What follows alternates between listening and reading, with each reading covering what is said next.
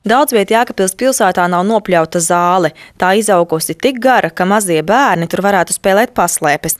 Jautājām pašvaldības pilsētsaimniecības departamenta vadītājiem, kā tad ir, vai tiešām esam tik nabagi, ka pilsētā vairs nevar nopļaut zāli.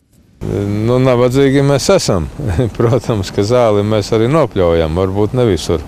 Kaut gan šogad ir šie līdzekļi stipri ierobežoti.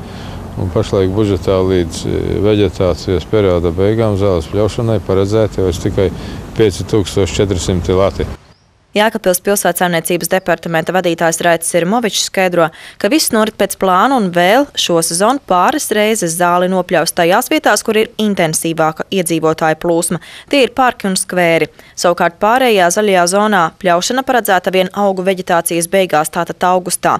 To darīs ar domu, lai nākam pavasar kādam pilsētā nerastos doma dedzināt kūlu. Līdz šim zāles pļaušana par līguma cenu 8000 latu sezonā, tas ir no maija līdz septembrim. Pilsētā nodrošināja Sijā Patāks, taču pašvaldības atbildīgo dienestu speciālistus neapmierina šī uzņēmuma darba kvalitāte, tādēļ ir izsludināta pieteikšanās šo uzdevumu izpildei. Pagaidām esot saņemts viens piedāvājums no Sijā Monorda, taču viņu darbs ir dārgāks nekā priekšgājējiem. Uzņēmuma vadība starpību cenā skaidro ar zāles pļaušanas specifiku.